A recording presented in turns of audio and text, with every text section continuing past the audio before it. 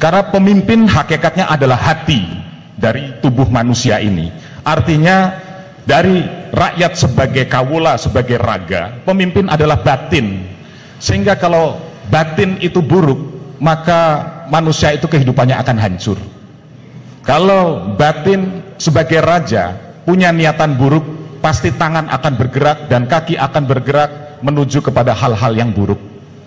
Sehingga raja yang baik, pemimpin yang baik, ketika ibarat batin memiliki niat yang baik, maka semua raga, panca indera akan bergerak ke arah yang baik, mengikuti yang batin. Disinilah sejatinya syahadat, asyhadu alla ilaha illallah wa asyhadu anna Muhammad Rasulullah. Maka Allah disebut yang pertama, artinya Allah sebagai lambang yang maha gaib adalah lambang batin kita yang ada di dalam diri. Karena sejauh ini kita tidak akan mampu melihat batin kita. Yang bisa kita lihat adalah raga kita. Disinilah lambang Muhammad Rasulullah, karena Muhammad utusan Allah, seorang manusia nyata. Disinilah lahir kita. Maka bagaimana kita sebagai manusia menjadi manusia yang berbadan Muhammad, artinya terpuji, artinya berbudi, beradab. Ketuhanan yang Maha Esa, kemanusiaan yang adil dan beradab adalah asyhadu alla ilaha illallah wa asyhadu anna Muhammad Rasulullah. Adil dan beradab. Om nama siwaya, om nama budaya. Kemudian yang ketiga, disatukan. Karena ini adalah dua dat yang berbeda, yang merupakan satu kesatuan, loroning atunggal yang harus disatukan. Sehingga kalau tiga ini kuat, maka yang dua akan secara otomatis akan muncul. Disitulah Pancasila. Sehingga bolehlah kita bicara secara idealis tentang bagaimana lepas dari carut marut selama ini. Tetapi ini semua kita secara kegaiban, Pancasila tidak akan tegak di negeri ini kalau syahadat dan siwa Buddha tidak ditegakkan. Karena ini wahyu. Maka kenapa lambangnya Garuda Pancasila? Karena Garuda adalah kendaraan Wisnu. Sakti Pancasila itu adalah Dewi Sri. Negeri ini tidak akan ada kemakmuran kalau tidak mampu melaksanakan yang 5 ini.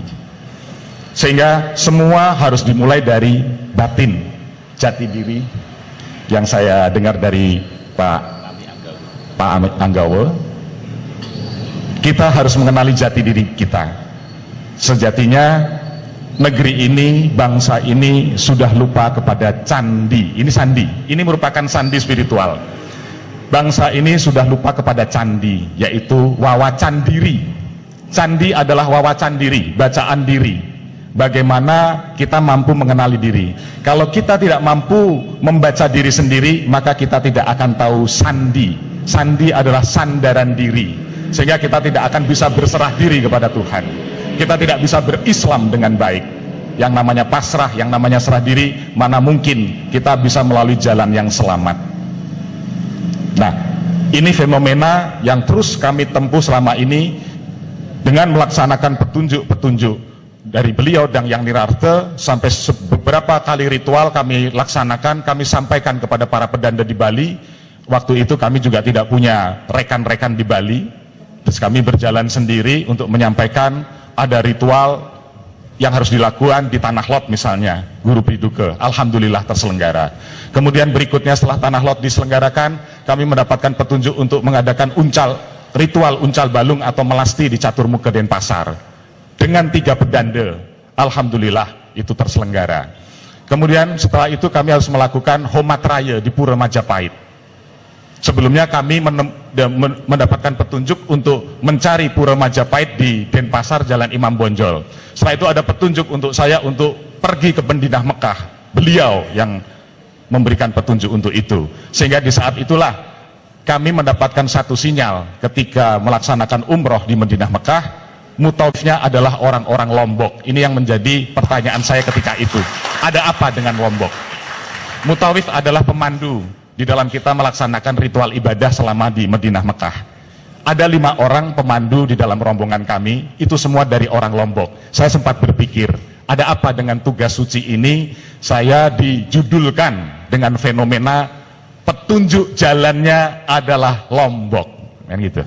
Nah, kurang lebih 2 tahun setelah itu baru saya mendapatkan petunjuk ke Lombok bener, sampai 3 kali ini saya kesini.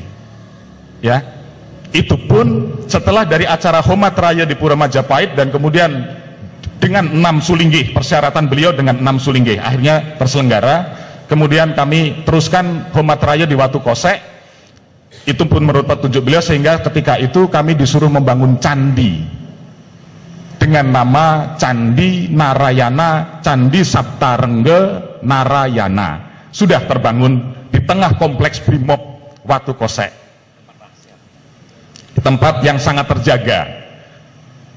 Dan bisa dilihat di Facebook saya, mungkin saya tidak akan sempat menayangkan gambar-gambar ini, tetapi bisa dilihat di Facebook saya betapa sistematisnya setelah dilihat dari satelit, antara lumpur Lapindo sebagai alam bawah, Bur, kemudian Watu Kosek di alam tengah, Buah, dan Penanggungan, Gunung Penanggungan di arah barat daya, itu membentuk satu garis lurus di mana titik Candi Narayana ada di tengah-tengah.